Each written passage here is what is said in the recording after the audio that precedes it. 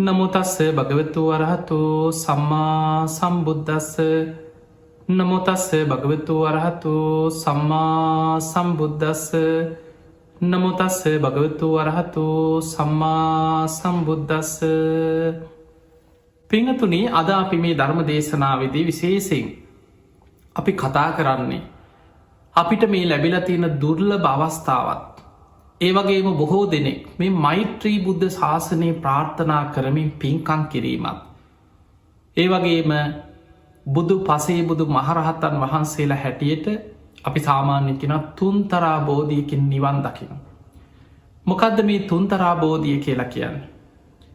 කොහොමද මේ ධර්මාවබෝධය පිණිස යන ගමන කෙනෙක් ඒ වෙනුවෙන් කරන කැපකිරීම, ඒ වගේමයි මේ ගෞතම බුද්ධ ශාසනය තුළ මේ යුගේ තුළ මෛත්‍රී බුද්ධ ශාසනය ප්‍රාර්ථනා කරගෙන පින්කං කිරීම. අපි පින්කං කරල මෛත්‍රී බුද්ධ ශාසනය ප්‍රාර්ථනා කිරීමේ අපි කොච්චර අපිට අතට ලැබිච්චදේ අපි අතහැරගන්නද මේ උත්සාහ කරන්න කියන කාරණය අද අපි මේ ධර්ම දේශනාවෙන් පැහැදිලි කරගන්න උත්සාහයක් ගන්න. පිංහතුනේ, ඉස්සල්ල අපි බලමු මේ මහා භද්‍ර කල්පය ගැන. මහා කල්පයක් ඉස්සල්ලා තේරුම් ගන්න කලින් මහා කල්පයක උපමාව ඔබ හොඳින් තේරුම් ගන්න. අපේ බුදුරජාණන් වහන්සේ කල්පය ගැන උපමා කීපයක් විස්තර කරලා ධර්ම දේශනාවල බුද්ධ දේශනාවල සඳහන් වෙලා තියෙනවා. දවසක් බුදුරජාණන් වහන්සේගෙන් එක්තරා බමුණෙක් විමසනවා, ස්වාමීනී භාග්‍යවතුන් වහන්සේ ඔය කල්පය කියනවා, කල්පය කියන කොච්චරද්ද කියලා ඇහුවා. ඔබටත් හිතෙන්න පුළුවන් කල්පය කියන කොච්චරද්ද? අපි සාමාන්‍ය යමක් මනින්නේ, කාලය මනින්නේ අපි අවුරුදුවලින්. දින, සති, මාස, අවුරුදු 100යි 1000යි ඔය වගේ සාමාන්‍යයෙන් අපිට තේරුම් ගන්න පුළුවන්. බුදුරජාණන් වහන්සේ වදාළ බ්‍රාහ්මණය අවුරුදුවලින් නම් අවුරුදු 100යි 1000යි ලක්ෂයයි කියලා බින්දු ගානකින් කියන්න බැරි තරම් දීර්ඝයි කියන. ඔන්න එහෙමනම් කල්පය කියලා කියන්නේ අපිට බින්දු ගානකින් විස්තර කරගන්න බැරි තරම් දීර්ඝ කාලයක් කල්පය කියලා කියන්න. එතකොට ඔබට හිතන්න පුළන් බින්දු ගානකින් කියන්න බැහි නම් කොහොමද මේක තේරුම් ගන්න කියලා. දැන් අපි නිකං ඔබ හිතන්න, ඔබට කවුරු හරි කියනවා 1.250ක් විතර. ඔබට හිතාගන්න පුළුවන්ද? අපිට හිතාගන්නවත් ලියාගන්නවත් බෑන, හිතාගන්නවත් පුළුවන්කමක් නෑ. අන්න ඒ වගේ. හැබැයි අපිට සමහර දේවල් බින්දු ගානෙන් අපිට තේරුම් නැත්නම් සමහර උපමාවකින් ටිකක් තේරෙනවා. බුදුරජාණන් වහන්සේ උපමාවලින් බොහෝ දේවල් අපිට පැහැදිලි කළ විස්තර කරලා දීලා තියෙන. අපි බුදුරජාණන් වහන්සේ එතනදි දේශනා කරනවා, බ්‍රාහ්මී බමුණ අහන, ස්වාමීනී එහෙනම් මට උපමාවක් කියන්න. ඔන්න බුදුරජාණන් වහන්සේ විස්තර කරනවා, යොදුනක් දිග, යොදුනක් පළල, යොදුනක් තරං උස. යොදුනක් යැනි සැතපුම් 16ක්. සැතපුම් අපි හැතැම්ම 16ක් කියලා හිතන දිග පළල උස තියෙන විශාල ගලක් ගැන හිතන, ගල් පර්වතයක්. ඔබට එච්චට ලොකු ගලක් මතක් එන්න නැත්නම් දන්න විශාල ගල් පර්වතයක් හිතාගන්න. සීගිරි ගල වගේ හරි මොකක් හරි ගලක් ගැන. එතකොට විශාල ගල් පර්වතයක් තියෙනවා, යොදුනක් දිග, යොදුනක් පළල, යොදුනක් උස. බුදුරජාණන් වහන්සේ වදාළ අවුරුදු 100කට එක වතාවක් ඉතාම සිනිතු සලුවකින් කෙනෙක් මේ පර්වතය උඩින් පිසදාගෙන යන එක වතාවයි. අවුරුදු 100කට එක පාරයි. ආයමත් අවුරුදු 100ක් අවසන් වනාට පස්සේ මේ පර්වතය උඩින් තව කෙනෙක් යන්තන් උඩින් පිහදාගෙන යනවා. ආයමත් අවුරුදු 100කට පසේ කාල තිබ කසී සලු කියල ඉතාම සිනිදු සලු. අවුරුදු 100කට එක පාරක් මේ පර්වතය උඩින් යන්තන් සලුවකින් පිසදාගෙන යන. ඒ පිසදැමීම නිසා මේ පර්වතයේ යම් ප්‍රමාණයක් ඉතාම ස්වල්පයක් හෝ ගෙවෙනවද. ඒ විදිහට ගෙවිලා මේ පර්වතයේම ගෙවිල් අවසන් වෙන දවසක් එයිද. මහනෙන මහා කල්ප එකක් කියන්න ඒ වගේ කාලයක් කියව. එතකුට නිකං ඔබ හිතාගන්න ඔන්න. ඊළඟට දැන් ඔබ දැකලා තියෙන විශාල නිකන් ගල් පතුරු ගැන හිතන්න ගෙවෙන් නැද්ද කියලා. කාලයක් යනකොට ඔය චෛත්‍යවල අල්ලලා තියෙනවා සල පතල මළුව කියල ඔබ දන්නවා. රුවන්වැලි මහා සෑය තියෙනවා. බොහෝ චෛත්‍යවල ගල් පතුරු අල්ලනවා මළුවට සැහ මළුවට. එතකොට මිනිස්සු 100,000 ගණන් නිතර යනකොට හැම වෙලා මේ යටිපතුලට මැදිලා පෑගිලා සමහර තැංගොල නිතර මදින තැංගොල චුට්ටක් මැදිලා පොඩි වල වගේ හැරෙන. තවත් තේරුම් ගන්න හිතන්න මෙහෙම ගෙදර මිරිස් ගල මහගෙදර පරණ ගෙදරක මිරිස් ගලක් ගැන හිතන් අලුතෙන් ගෙනාපු මිරිස් ගල වගේ නෙමෙයි පැරණි අමාර පරම්පරා 2-3 පාවිච්චි කරපු ගෙවල්වල පරණ මිරිස් ගලවල් තියෙන.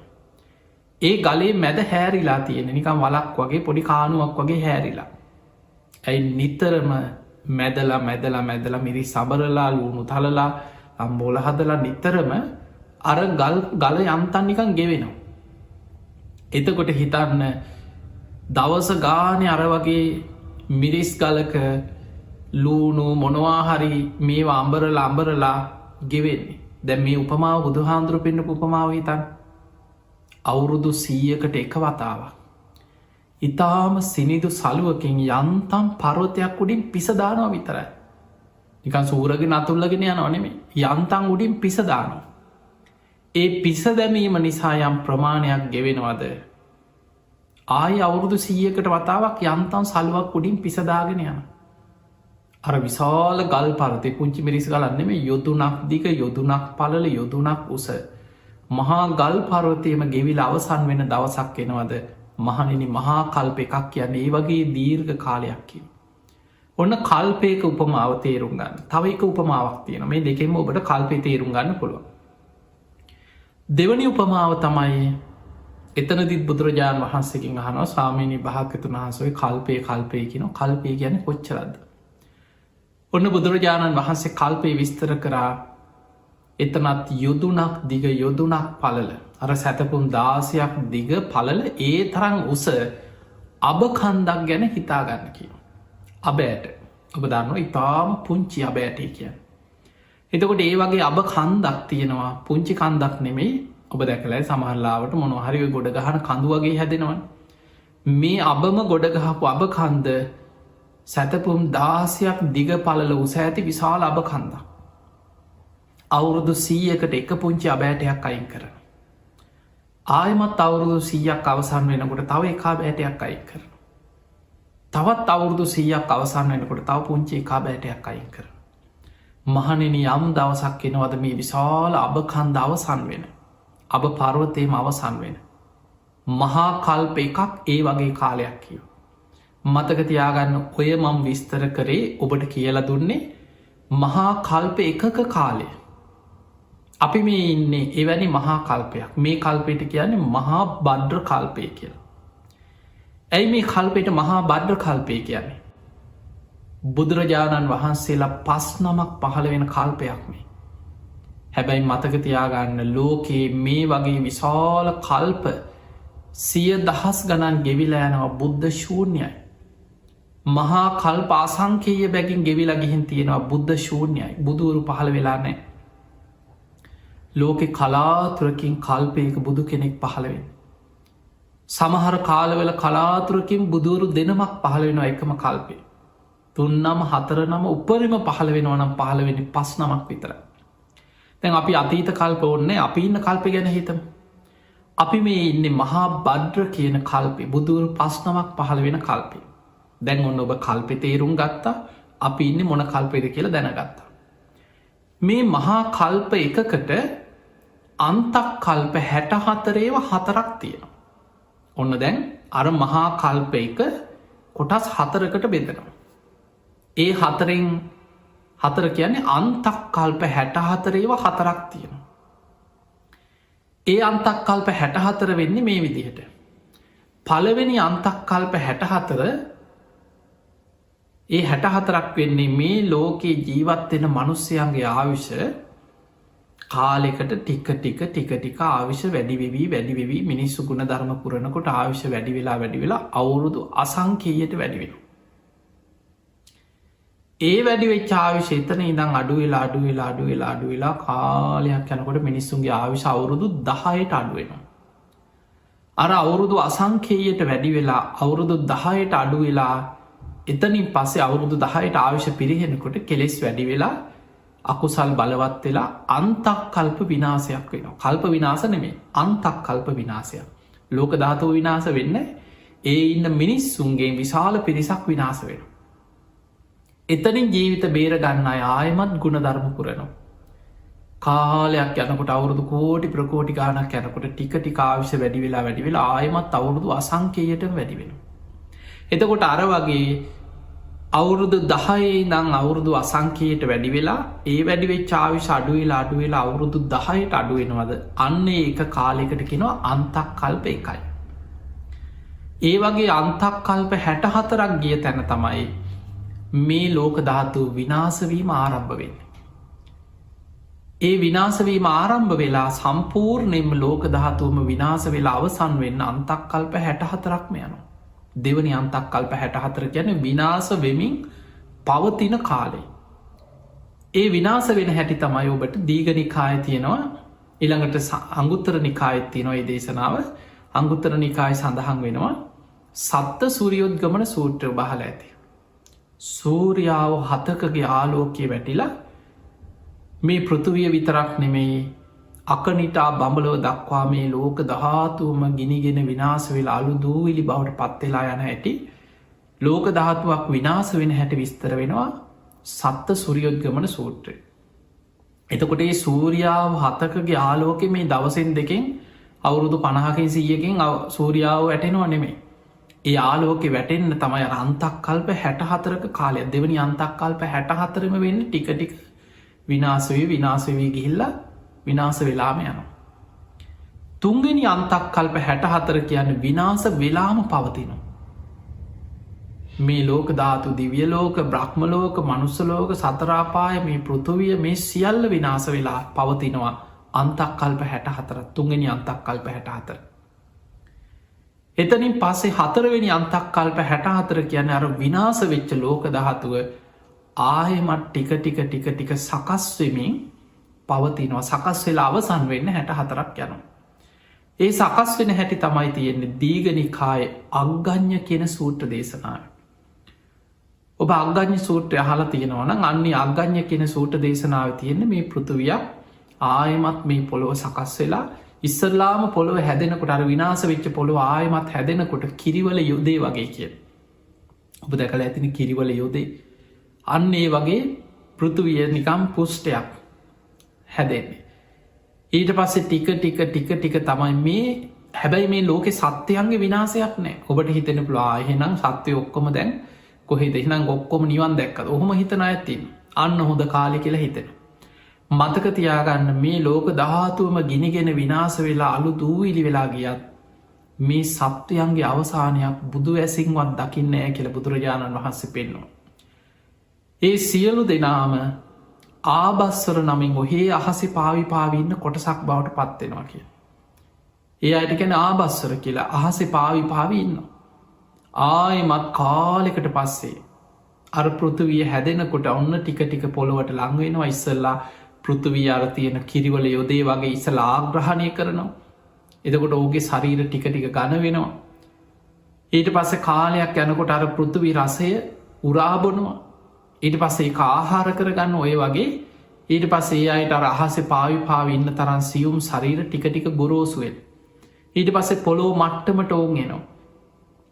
මෙහෙම මේ ලෝක ධාතු ආයෙමත් හැදෙන්න පොඩි කාලයක් නෙමේ අර වගේ අන්තක් කල්ප 64ක්ම යනවා. එතකොට ඔන්න මහා කල්ප එකක් බෙදෙන හැටි.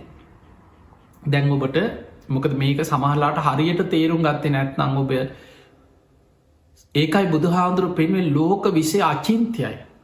අචින්ත්‍යයි කියන්නේ සාමාන්‍ය මිනිස්යාගේ හිතීමේ හැකියාව ඉක්මවා ගිය දෙයක්. කෙනෙකුට හිත විපිලිසර වෙන්නත් පුළුවන්. අම්මෝ මෙහෙමද මේ ලෝකෙ මෙහෙමද විශ්වය මෙහෙමද. ඒ නිසා ලෝකයේ ගැන මේ ලෝක ධාතු විෂය හිත විපිලිසර වෙන්න පුළුවන්. මම මේ ඔබට අපිට අවශ්‍ය මේ සංසාර බය ඇති කරගන්න අවශ්‍ය ටිකක් කෙටියෙන් කියලා දෙන්න. මේක ඔබට අවශ්‍යම නෑ. නමුත් ඔබ තේරුම් ගන්න. ඒ තේරෙනකොට ඔබට තේරෙනවා මොන තරම් භයානක සංසාරයකද අපි මේ ඉන්නේ. අපි කොච්චර ඔය වගේ කාල ගෙවලද ඉන්නේ අද තේරුම් නැති වුණාට. දැන් එහෙමනම් මහා කල්ප එකක් අර මුලින්ම කියපු උපමාව තේරුම් ගන්න. යුතුනක් දිග යුතුනක් පළල යුතුනක් උස විශාල ගල් පර්වතයක් ගෙවෙන හැටි අර විශාල අබ කන්ද කවුරුදු 100කට එකා බෑටයක් බැගින් ඉවත් කරලා ඒ කන්ද අවසන් ඒ තමයි මහා කල්ප එක. ඒ මහා කල්ප එක අන්තක් කල්ප 64 ඒවා හතරකට බෙදෙනවා. පළවෙනි අන්තක් කල්ප 64ම මේ සත්වයන් තල 31ක් ගැන තියෙන මනුස්ස ලෝකයයි සතරාපාය දිවිය ලෝකහය රූපාවචර බ්‍රහ්ම ලෝක 16 අරූපී බ්‍රහ්මතල 4 කියන මේවැ ඉපදමින් මැරමින් කර්මාන් රූපව මේ සතරාපාය වැටි වැටි මෙහෙම ඉපදීපදිය අන්තක් කල්ප 64ක්. ඒ 64 අවසන් වෙනකොට දෙවනි අන්තක් කල්ප 64 මේ ලෝක ධාතුව විනාශ වෙමින් පවතිනවා. තුන්වෙනි අන්තක් කල්ප 64 විනාශ වෙලා පවතිනවා. හතරවෙනි අන්තක් කල්ප 64 විනාශ වෙච්ච ලෝක ධාතුව ආයමත් සකස් වෙමින් පවතිනවා. ඔන්න දැන් ඔය ටික තේරුම් ගන්න. දැන් අපි බලමු අපි ඉන්නේ කොතනද? මේ මහා බද්ද කල්පේ අපි ඉන්නේ කොතනද කියලා බලන්න. අපි ඉන්නේ අර පළවෙනි අන්තක් කල්ප 64 හතරවෙනි අන්තක් කල්පෙමේ ඉන්නේ. පිංගතුනි අපි ඉන්නේ පළවෙනි අන්තක් කල්ප 64 හතරවෙනි අන්තක් කල්පෙත් අන්තිම හරි. ඒ අන්තක් කල්ප විනාසයට ළඟ දැම්මේ ඉන්නේ. මේ අපි ජීවත් වෙන කාලය. මේ අන්තක් කල්ප 64 මෙහෙමයි බුදුවරු පහළ වෙන්නේ. මේ මහා බද්ද කල්පේ පළවෙනි අන්තක් කල්පේ මිනිස්සුන්ගේ ආයුෂ අවුරුදු 10 ඉඳන් ටික ටික වැඩි වෙලා අවුරුදු කෝටි ප්‍රකෝටි බිලියන ගාණක් යනකොට අවුරුදු අසංඛ්‍යයට වැඩි වෙනවා. ඒ වැඩි වෙච්ච ආයුෂ අඩු වෙලා අවුරුදු 40000ට අඩු වෙච්ච තැන තමයි කකුසඳ කියන බුදුරජාණන් වහන්සේ මේ මහා බද්ද කල්පේ මුල්ම බුදුහාමුදුර හැටියට පහළ වුණේ. ඔබ බලන්න බුද්ධ දේශනා පොත්පත් හොයලා කියවලා කකුසඳ බුදුහාමුදුරු පහළ වෙනකොට ඒ කාලේ මිනිස්සුන්ගේ සාමාන්‍ය ආයුෂ අවුරුදු 40000ක් හැටියට තියෙනවා. අද අපිට හිතා ගන්නවත් බෑ. එතකොට ඒ ආයුෂ අඩුවෙවි ඇවිල්ලා අවුරුදු 10ට අඩු වෙලා පළවෙනි අන්තක් කල්පේ විනාශ වුණා. ඒ අන්තක් කල්ප විනාශ කියන්නේ අර ලෝක ධාතුව විනාශ වෙන විනාශයක් නෙමෙයි.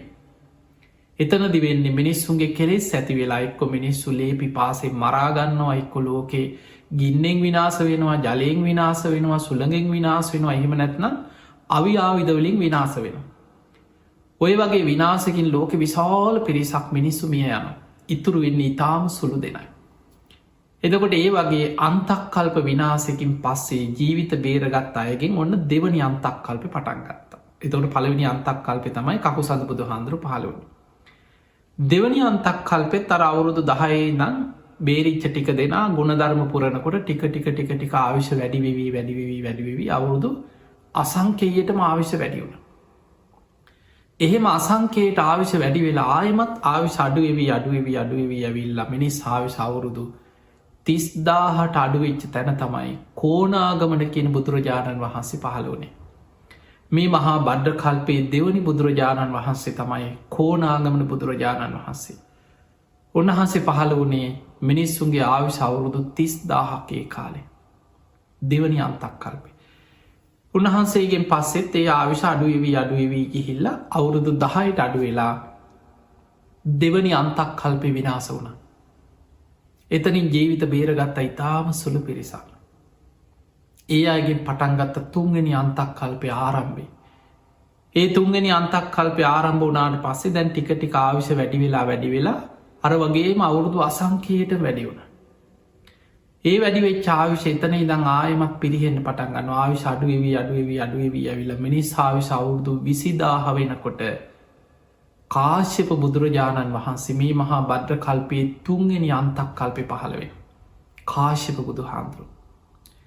උන්වහන්සේත් පිරිනිවන් පාලයේ බුද්ධ ශාසනයත් අතුරු දහන් වෙලා ආවිශ අඩුවවී ගිහිල්ල අවුරුදු 10ට අඩු වෙලා තුන්වෙනි අන්තක් කල්පෙත් තර වගේ විනාස වුණා. එතනින් ජීවිත බේරගත් අයගෙන් පටන්ගත්ත හතරවෙනි අන්තක් කල්පය. එතකොට අපි මේ ඉන්න හතරවෙනි අන්තක් කල්පය. ඒ හතරවෙනි අන්තක් කල්ප මිනිස් ආවිශ අවුරුදු 10න් පටන්ගත්තට එතන ඉදං ආවිශ වැඩි වෙන කාලි වැඩි වෙලා ගිහිල්ලා ආයමත් අවුරුදු අසංකයට වැඩි වුණ. එතන ඉදං ආවිශ පිරිහිලා ආවිශ අඩුවෙලා ඇවිල්ලා අවුරුදු 120ට මඩුවෙච්ච තැන තමයි ඔබත් මම සරණගි අපේ ගෞතම බුදුරජාණන් වහන්සේ පහළවෙන්. මේ මහා බද්්‍ර කල්පේ 4වෙනි අන්තක් කල්පේ මිනිස්සුන්ගේ ආවිශ අවුරුදු 120ක් වෙන තැන අපේ ගෞතම බුදුරජාණන් වහන්සේ පහළ වුණ. පිංගතුනී බුදුවරු පහළ වෙන්න පෙර ඔබ දන්නවා හැම බෝසතාණන් වහන්සේ නමක්ම පාරමී සම්පූර්ණ කරපු බෝසතාණන් වහන්සේලා දෙව්ලොව ඉඳම් 5 මහා බැලුම් බලනවා. මොනවදේ? කාලය, දීපය, දේශය, කුලය, මව.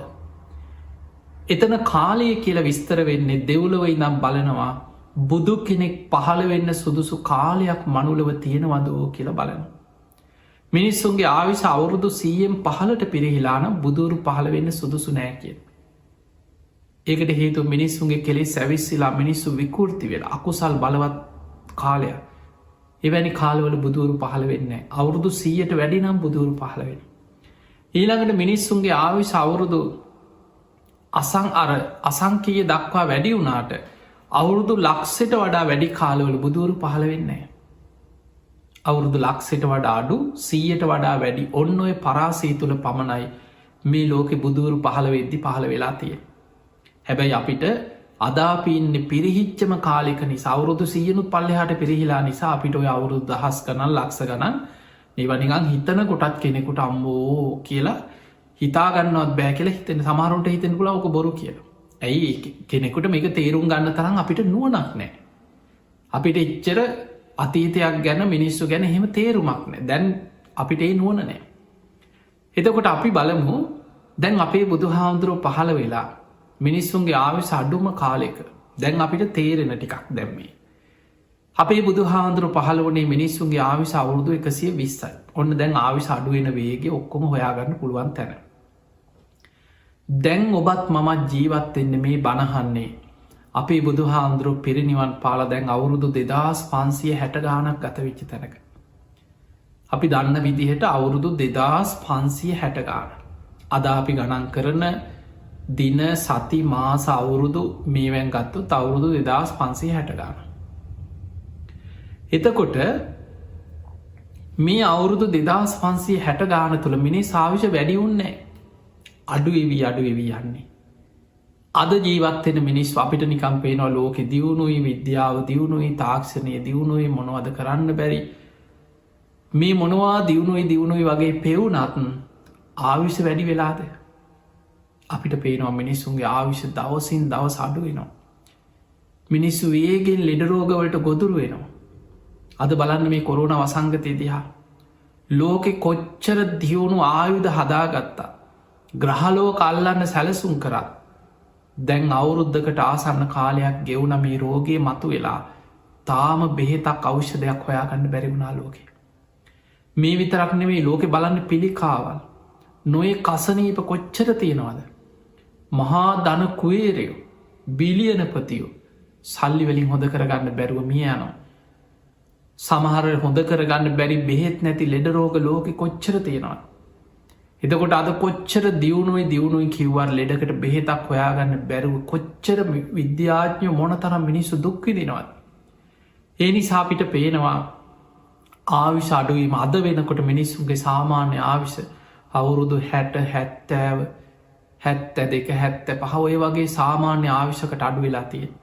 අපි නිකං හිතමු 70ට විතර කියලා. ඔබට පේනවා අවුරුදු 2500 ගානක් වෙනකොට 120ට තිබ ආවිශ අවුරුදු 70ට සාමාන්‍යයක් අඩුවනාන සාමාන්‍යමී කියන්න. කලාතුරකින් අවුරුදු 80 ඉන්න කෙනෙකු ගමක ඉන්න පුළුවන්. හැබැයි සාමාන්‍ය මනුස්සයන්ගේ සාමාන්‍යයක් ගත්තොත් අවුරුදු 60 සාමාන්‍ය ආයු අපේක්ෂණය. එතකොට අවුරුදු 2500 ගානක් වෙනකොට අවුරුදු 120 ඉදං 70ට විතර අඩුවනා කැන අවුරුදු 50 අඩුවීම. ඔබට ගණනය කරගන්න පුළුවන් අවුරුදු 100කට අවුරුදු 2කින් වගේ තමයි ආවිශ අඩුවවී යන්නෙමේ. ඒනම් අපිට පේනවා අපි ඉන්නේ ආවිශ වේගෙන් අඩුවෙන කාලෙක. දැන් හිතන්න අද සාමාන්‍ය ආවිශ අවුරුදු 70 වයින තවත් අවුරුදු 2500ක් යනකොට මේ වේගේ ආවිශ අඩුවේගෙන අඩුවේගෙන ගියෝ මිනිස්සුන්ගේ ආවිශ අවුරුදු ඒ වෙනකොට 20ට විතර අඩු වෙලා කොච්චර කෙලෙ සැවිස්සිච්ච විකෘති වෙච්ච ලෝකයක් තියේ දනාගතය. පිංහතුනි දීගනිකායේ චක්‍රවර්ති සීහනාද කෙන සූත්‍රය අපේ බුදු හාමුදුරුව විස්තර කරා මිනිස්සුන්ගේ ආවිශ අඩුවෙලා අඩුවෙලා අවුරුදු 10ට අඩුවෙන. ඒ අවුරුදු 10ට අඩුවෙන කාලය එනකොට මේ ලෝක ඉන්න මිනිස්සු සුරූපෙන් මනුස්ස කය තිබුණට සත්තුන්ට අන්තයි. රාග දවේශ මෝහ ඇවිස්චිලා විකෘති රාගේ අධර්ම රාගේ විෂම ලෝබය මිත්‍යා ධර්මය බලවත් වෙච්ච. විකෘති සත්තු වගේ ලෝකයක් කියන. ඒ කාලේ අම්ම තාත්ත සහෝදරයෝ ඥාතියක් සමාජ සම්මත සීමාවල් නැති වෙනවා කිය. එල්ලුව බල්ලු බලල්ලු තිරිසන්නුන්ට අන්තයි කෙන මිනිස්සු. ලේ පිපාසෙන් එකනෙකා මරාගෙන ලෝකෙ ලේවිලක් වෙන්න දින 7යි කෙනව යන්න. මිනිස්සුන්ගේ ආවි සවුරුදු 10ට අඩුවෙනකොට මෘග සංඥා පහළ වෙලා මුර්ග සංවර්සා වැහැලා අර කියන අන්තක් කල්ප අතර 4වෙනි අන්තක් කල්ප විනාස කියන්නේ සත්ත අන්තක් කල්ප විනාසයක්. අවියාවිදවලින්ම මරාගෙන අවසන් වෙන විනාසයක්. අන්නේ විනාසෙන් පස්සේ දැම් මේ ඔබට විස්තර කරන්නේ අනාගත මෛත්‍රී බුදු හාන්දුරු පහළ වෙන්නේ කොච්චර කාලෙකින්ද. අද අපි පින්කං කර මෛත්‍රී බුද්ධ ශාසනය නිවන් දකින්න හිතනවට වඩා මේ ජීවිතයේ ධර්මය අවබෝධ කරන්න උත්සාහ ගැනීම කොච්චරනම් වැදගත්ද. ඒ උත්සාහය කොච්චර වැදගත්ද. අපිට අනාගතයේ මෛත්‍රී බුද්ධ ශාසනය දක්වා යන්න තියෙන මොනතරම් භයානක කාලයක්ද. ලේසි පහසු කාලයක් නෙම මේ කල්පේම ඊළඟ බුදු හාන්දුරු නිකං හිටානිද්ද පහල වෙනවාගේ හිතෙන්න්න පුළුව. හැබැයි බුද්ධ දේශනාවලින් මේ කාලයක්ත් එක් අපි තේරුම් ගන්නකොට අපිට හිතාගන්න බැරි කාලයක් යනවා මෛත්‍රී බුදු හාන්දුරු පහළවෙන් ඒ තරන් දීර්ගයි. අන්තක් කල්ප දැන් අපි ඉන්නේ මහා බද්‍ර කල්පය 4වෙනි අන්තක් කල්පය. ඔබට තේරෙනවා මිනිස් ආවිශ අඩුවෙලා අවුරුදු වෙලා අවුරුදු 100නුත් පහලට අඩුවෙච්ච තැනක. අද සාමාන්‍ය ආවිශ අවුරුදු 70ක් විතර. මේ ආවිශ අඩුවෙලා අඩුවෙලා අඩුවෙලා අවුරුදු 10ට අඩුවෙලා අන්තක් කල්ප විනාස වෙනවා. මිනිස්සු සත්තු වගේ මරාගෙන ලේ පිපාසෙන් විකෘති වෙලා ලෝකෙම ලේවිලක් වෙලා අවසන් වෙනවා. එතනින් ජීවිත බේරෙන්නේ ඉතාම සුළු පිරිසක් කියන. ඒ අයගෙන් ආයමත් ටික ගුණධර්ම පුරණකොට ආයමත් අර වැඩ අඩුවේ චාවිෂ ටික දැන් එතනින් පස්සේ පස්සෙන අන්තක් කල්පේ අර විනාසෙක් පස්සේ. ආවිෂ දැන් ටික වැඩි වෙන වැඩි වෙලා වේගෙන් වැඩි වෙනවනේ පරම්පරාව දෙකක් යනකොට යන්තන් සතිය මාස ඊළඟ දරුව උපදිනකොට ඔන්න තව ටිකක් දවස් කීපයක් සතියක් ආවිශ වැඩි ආයමත් ඊළඟ පරම්පරාව දරුවන්ට සතියක් දෙකක් තව ආවිශ වැඩි ඔය වගේ ටික වැඩිවවියන්. එහෙම වැඩිවී ගිහිල්ලා ආයමත් කාලයක් අවුරුදු කෝටි ප්‍රකෝටි බිලියන ගානක් යනකොට මිනිස්සුන්ගේ ආවිශ අවුරුදු අසංකයට වැඩි වෙනවා කිය. එහෙම අවුරුදු අසංකයට වැඩි වෙලා එතන ඉඳං ආයමත් ආවිෂ පිරිහෙන්න පටන්ගන්න. ආවිෂ පිරිහිලා ටික අඩුවෙලා මිනිස්සුන්ගේ ආවිශ අවුරුදු 80,000 දක්වාම අඩුවෙන කාලයක් එනවා. එහෙම මිනිස්සුන්ගේ ආවිශ අවුරුදු 80,000ට අඩුවෙන තැන අනාගතයේ ඊළඟ අන්තක් කල්පේ ඒ වෙනකොට තමයි ලෝකෙ ස්භාවේ බුදු හාමුදුරුව විස්තර කරනවා දීර්ඝාවිෂ තියෙනකොට මතක තියාගන්න අද මේ තියෙන අපිට නිකන්ගේ ආවිශවල කාලි ගැන හිතෙනකොට හිතෙන්න පුළුවන් කොහොමද ඉන්නේ මේ ශරීරය වුණත් මේ පවත්ත ගන්න කොච්චර අමාරුවෙන්ද අද මේ මනුස්සේකුට මේ කාලබීල ටික කාලයක් යනකොට ඇඟල ඉඩ වෙනවා මේ කයනම් කොහොම ගෙනියන්නද කියලා හිතෙන්න පුළුවන්. දීර්ඝාවිෂ ඇති කාලවල මිනිස්සුන්ගේ කයේ ස්භාවය ශරීරවල ස්භාව මීට වඩා ගොඩක් වෙනස්. දැ මෛත්‍රී බුදු හාන්දුරුව පහළ වෙන කාලේ බුදු හාමුදුරන්ගේ දේශනාවල විස්තර වෙනවා ඒ කාලෙ සාමාන්‍ය මනුස්්‍යයන්ට පවා අහසින් යන්න පුළුවන් හැකියාව තිබිලතියෙන. දීර්ඝාවිෂ ඇති කාලවල සක්විති රජවරු පහළවෙන. සිව්රඟ සේනා පිරිවරාගෙන හිතන දිසාවට අහසින් යනවා කියන. එතකොට අපිට පේනවා ඒ සක්විත රජරුවන්ට චක්‍රරත්නය හස්තිරත්නය අහසින් යන ඇත්තු අස්වයෝ මේවනිකං අද අපිට සුරංගනා කතා වගේ සිහින වගේ ඒකයි සමහරුන්ට මේ ඇහෙනකොට හිතෙන ඔය බොරු කියලා. ඇයි අපිට කිසිම අද නිකං හිතාගන්නවත් බෑය. ඒ වගේ දේවල් සුරංගනා කතාවල සමහර දේව කතාව චිත්ත පටිවල ඔය ඔබ දැකළ ඇති නමුත් මේවා ප්‍රායෝගිකව අද හිතාගන්නවත් බෑවකට. පිංහතුනි දීර්ඝායුෂ ඇති කාලවල මනුස්සලෝක දිවිය ලෝක වගේ සැප බහුලයිකෙන්.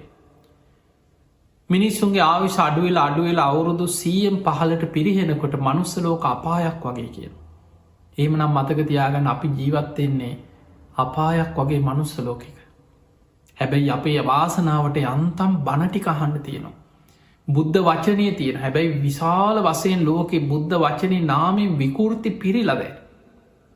ධර්මය විකෘති කරන අය විකෘති දේශනා බුද්ධ වචනය තමන්ට ඕන විදිහට එකක විදිහ විකෘති විදිහට දේශනා කරන අය ලෝකෙ පුරා පිරිච්ච කාලයක්. හැබැයි ඒ අතර අර බොරොලු ගොඩවල් අතරේ රත්තරම් මැනික් නැතුව නෙමේ තියෙනවා. ඒක හොයාගන්න පින් ඇති කෙනා දක්ෂ වෙන්නට ඕන. දැංග ඔබට මේ ජීවිතය ඔබ වීරිය වැඩුවොත් අඩුම ගානි සුවාන්වත්වෙන්න පුළුවන්ගුණු සතරාපායෙන් ඔබ සදහටම නිදිලා. අන්නේ උත්සාහය ඔබ ගන්න ඕන. පිංහතුනි මෛත්‍රී බුදු හාදුරු පහළ වෙන්න. මේ ආවිශ අඩුවෙලා අවුරුදු 70 ආවිශ අවුරුදු 10ට අඩුවෙලා එතන ඉදං ආවිශ ටික වැඩිවෙලා අවුරුදු අසංකේට වැඩි වෙලා ඒ වැඩිවෙච් ආවිශ අඩුවෙලා අවුරුදු 80,000ට අඩුවෙන කාලේ මෛත්‍රී බුදු හාදුරු අනාගතය ලෝකෙ පහළවෙේ.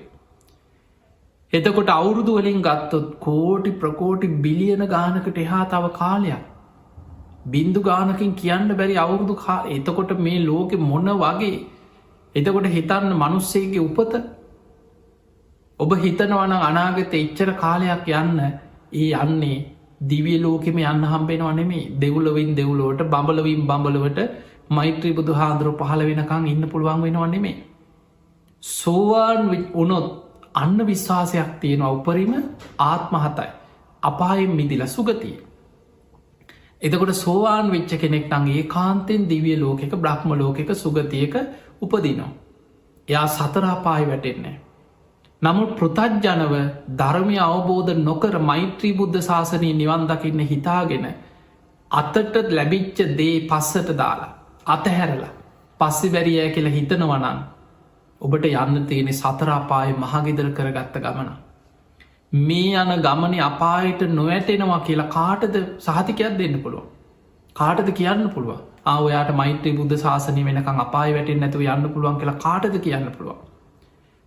පිංහතුනි මේ ආපු සංසාර ගමන මහා පින් ඇති පාරමීපුරණ උත්තමයොත් අපාය වැටුනනම් දැම් බලන්න මේ අපි කවුරුත් දන්නවා මුගලන් හාමුදුරු අසංකයකුත් කල්ප ලක්ෂයක් පෙරුම් පුරාගෙනාපු කෙනා අගසව් තනතුරු ලබන්.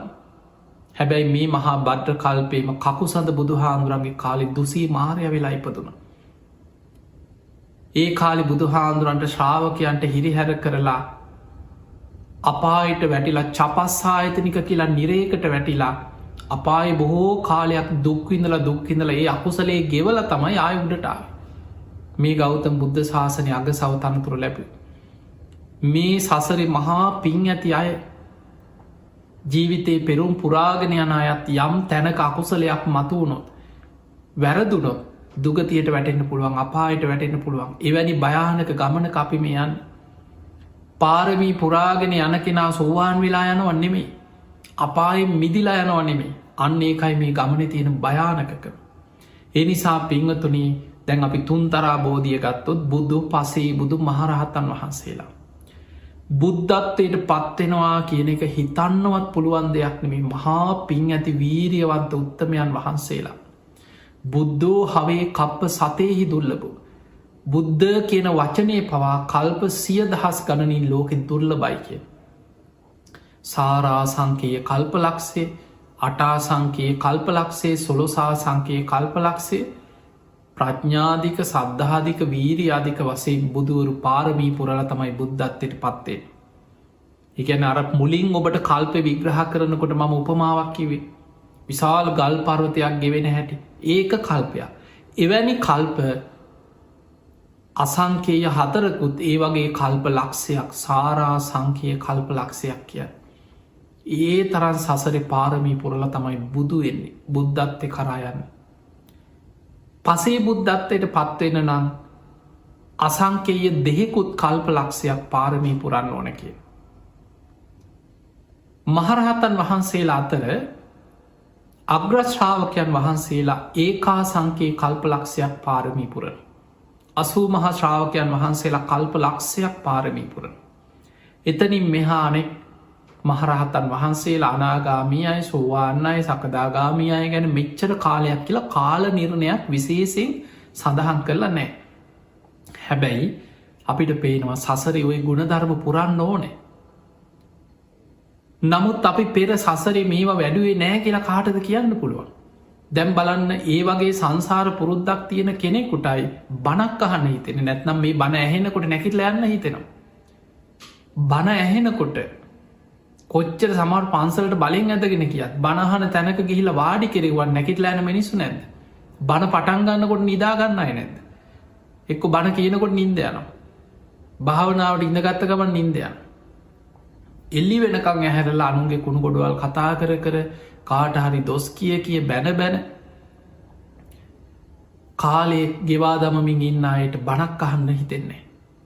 වෙන පංච කාමයන් එක කෙලෙස් එක්ක ජීවිතය කොච්චර දුක්වින්දත් කැපකිරීම් කරත් බණහන්න කැපකිරීමක් කරන්න හිතෙන්නේ. පිංහතුනි බණහන්න හිතෙන්නේ පෙර පුරුද්දක් තියෙනයි. සංසාර පුරුද්දක් තියෙන කෙනා ආසාාවෙන් බණහන්නේ. සසර පුරුද්දක් තියෙන කෙනා ආසාාවෙන් ධර්මය දියුණු කරන්න. ඒ නිසා මේ ලැබිච් අවස්ථාව අපිට පිංහතුනි බාහිරින් මේ ධර්මය අවබ අඩුම ගානි සූවාන් වෙන්න හරි. සතරාපායෙන් මිදෙන් හරි බාහිරින් ලැබෙන් ඕන අංග දෙකාද හොඳටම තියෙනවා. කල්්‍යයාන මිට්‍ර සේවනයයි සද්ධර්මශ්‍රවනය. හැබැයි සත් කල්වාන මිට්‍රයෝ විදිහටම පාපමිට්‍රයොත් පිරිලයින්න එකත් තේරුම් ගන්නටෝ. කල්්‍යයාන මිට සුරූපයෙන් පාපමිට්‍රයෝ පිරිච්ච ලෝකයක්. නමුත් හරියට ධර්මය හොයාගෙන යන කෙනෙකුට බුද්ධිමත්ව නුවනින් ධර්මය හොයාගෙන යන කෙනෙකුට 84 දහසක ධර්මස්කන්දමේ ත්‍රිපිටක බුද්ධ දේශනා ඔස්සේ ධර්මය හොයන කෙනෙකුට නිවැරදි බුද්ධ ශාසනයේ ධර්මය අද හොයාගන්නත් පුළුවන්. කල්්‍යයාන මිත්‍රයන්ගෙන් සද්ධර්මය අද හොඳට ඇහෙන කාලයක්. මේ ධර්මය අවබෝධ වෙන්න නම් ඔබ තුළ ඇති කරගන්න ඕන යෝනිසෝ මනසිකාරයයි දම්මානු දම්ම ප්‍රතිබදාව. යෝනිසෝ මනසිකාරය ගැන මේ අහන ධර්මය නුවනින් විමසලා තමා තුළින් ගලපා බැලීමේ දක්ෂතාව. දම්මානු දම ප්‍රතිපදාව කියන්නේ වීරියෙන්ගේ ධර්මය තුළ ජීවත්වීම ධර්මයට අනුකූල ජීවිතයන් ගත කිරීම. ඔන්න ඔය කරුණු 4 ඔබ තුළ ඇති කරගන්න පුළුවන්න. තාමත් ඔබ ප්‍රමාදනෑ මේ ජීවිතය ඔබට වීරිය වඩ අඩුම ගානේ සෝවාන් වෙන්න උත්සාහගන්න සතරාපායෙන් මිදෙන්. ඒ තුළ ඔබට ජීවිතයේ මේ ධර්ම මාර්ගය හොස්මටික යන්න කලින් ලොකු ගමනක් යාගන්න පුළුව. නමුත් මේ ජීවිතය ඒ වගේ ධර්මය අවබෝධ කරන්න පුළුවන්කම තියෙද්දි. පින්කංකර කර පින්කංකර කර මෛත්‍රී බුද්ධ ශාසනයෙන් නිවන් දකිින් ඔබ හිතනවන. ඔබ පින්කං කරලා මෛත්‍රී බුද්ධ ශාසනයට කල්දානවන. ඔබ අනාගතයේ විශාල අනතුරකට අත්තට ලැබිච්ච මැනික අතහැරගත්ත වගේ. ධර්මය අවබෝධ කරන්න ලැබිච්ච අවස්ථාව අතහැරලා කල්ප සාමාන්‍ය අපිට පේනවා කාලය අනුවගත් අවුරුදුවලින් අපි කවුද දන්න මෛත්‍රී බුද්ධ ශාසනයනකොට අපායිදීද කියලනේ. කෙනෙ කපායට වැටුන්න තායි ගොඩ එනකොට මෛත්‍රී බුද්ධ ශාසනත් නෑ. බුද්ධ ශාසනයක් අහිමි වෙන්න පුළුවන් කාල කොච්චර තියන දක්කන සූට්‍ර බුදු හාන්දුරපයන සමහරු බුදුවරු පහළ වෙනකොට මන්ද බුද්ධික වෙලා උපදින මනුස්ස ලෝකය. මිත්‍යා දෘෂ්ටික උපදිනවා. ප්‍රත්‍යන්ත දේශවල බණපදයක් ඇහෙන් නැති ඈත පලාත්තල උපදින. එක්කො අපාය වැටිලා. එක්කො තිරිසනෙක් එක්කො ප්‍රේතය. කල්ප කෝටි ගානක් යන්න පුළුවන් ආයි බුද්ධ ශාසනයක් කවද කොයි කාලෙ ලැබෙයිද මේ අවස්ථාව අතහැරුණා. මෛත්‍රී බුද්ධ ශාසනයේ ලැබුණත් මුණ ගැහුණත් තව අවුරුදුවලින් කොච්චර කාලයක් අවුරුදු කෝටි ප්‍රකෝටි ගණනක් යයි. ඒ තරං අනාගතයේ විශාල අනතුරක හිත පිහිටවාගෙන අතට ලැබිච්චද අතහැර ගන්න උත්සාහගන්න එපා. ඒ නිසා මේ ජීවිතයේ ධර්මය දියුණු කරන්න උත්සාහයක් ගන්න වීරිය වඩට අමාරුයි. මේ කාලෙ කෙලෙස් වැඩි කාලයක් අකුසල් බලවත් වෙච්ච කාලයක් අධර්මය බලවත් කාලයක් මනුස්සයන්ගේ හිත කෙලෙස්වොලට ඇදගන්න කාලයක්. හැබැයි අමාරුනත් ඒ අමාරුදේ ජයගන්න පුළුවන් වීරියගන්න වීරි ඇති කරගන්න බලන්න මේ වසංගත රෝග විපත්න් ස්වභාවික විපත් ලෙඩරෝග මිනිස්සු කොච්චර පීඩාවකට පත්වෙනවාද. ඒ නිසා මේ ලැබිච්ච මනුස්ස ජීවිතය තුළ නිතර ධර්මය දියුණු කරන්න ධර්මය අවබෝධ කරන්න මම කොහොමහරි මේ ජීවිතය උතුම් ධර්මීම අවබෝධ කරගෙන ධර්මයම දියුණු කරගන්න ධර්මයම අවබෝධ කරගන්න මහන්සි ගන්න කෙනෙක් බවට පත්වෙනවා කියල උත්සාහ කරන්න.